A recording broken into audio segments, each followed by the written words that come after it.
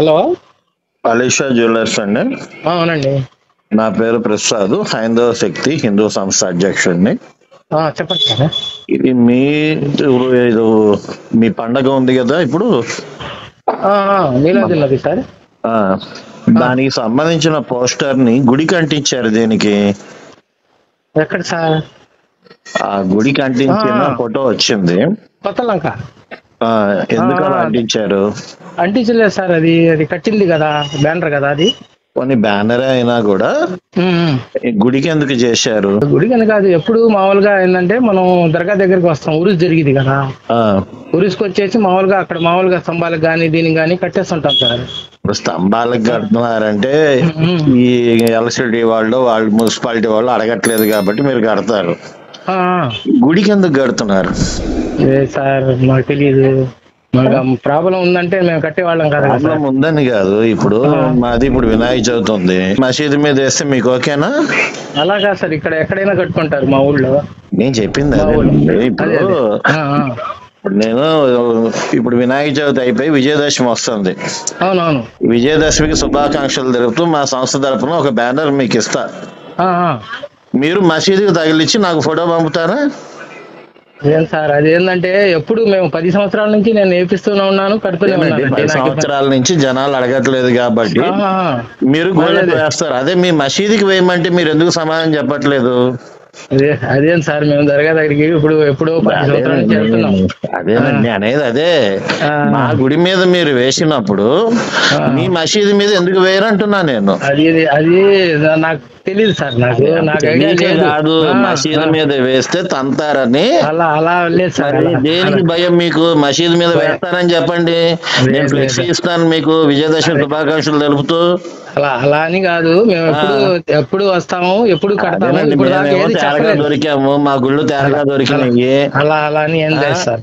అదే కదా, ఒకటే అనుకునే పిచ్చోళ్ళం మేము. మీద మహమ్మద్ ప్రవక్త వేస్తారు. అలా అని కాదు, ఏంటంటే నేను ఎప్పుడు 10 సంవత్సరాల నుంచి నేను కడుతూనే ఉంటాను.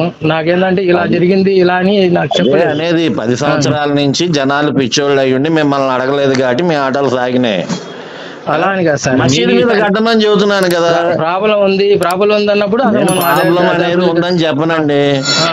మీకు అన్ని మతాలు ఒకటేనా కాదా? అవును, కరెక్టే. అన్ని మతాలు ఒకటైనప్పుడు గుడి మీద మీ ఫ్లెక్సీ చేసినప్పుడు మసీదు మీద మా విజయదశమి ఫ్లెక్సీ చేయండి.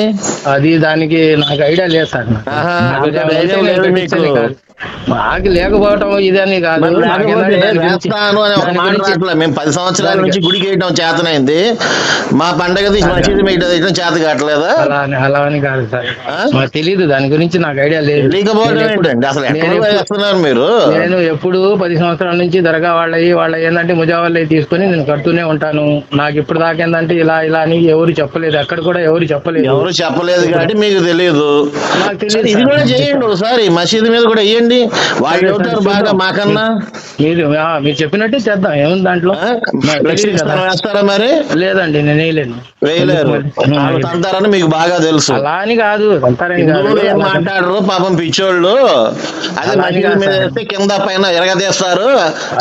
మీకు లేదు అలా సిగ్గుండొద్దా మీకు ఈ మాట చెప్పడానికి? నాకు తెలియదండి, నాకు దానికి ఏం తెలియదు. మసీదు మీద వేయమంటేనేమో నేను వేయలేను అంటున్నారు, అది తెలుసు మీకు.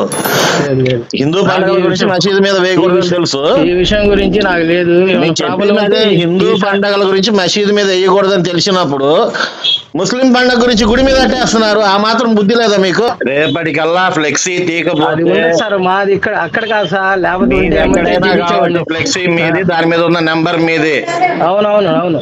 రేపు కల్లా అది తీసి నాకు వాట్సాప్ చేయకపోతే ఇప్పుడే తీపిచ్చేస్తాను సార్. చెప్పి అవుతుంది. హిందూ సంఘాల నుంచి మీకు విపరీతమైన ఒత్తిడి వస్తుంది. మీరు ఫోన్ ఎత్తం కానీ షేక్ ఇమాం అనుకోవాల్సిందే. అర్థమవుతుందా? ఫోన్లు ఇవే వస్తాయి ఇంకా. A few moments later. Hello, నమస్తే అండి. నమస్తే సార్, పంపించారు చూడండి, ఇందాక చెప్పారు కదా. ఓకే, ఇంకెప్పుడు అలా చేయకండి. ఓకే, లేదు సార్, తెలియక చేశాను.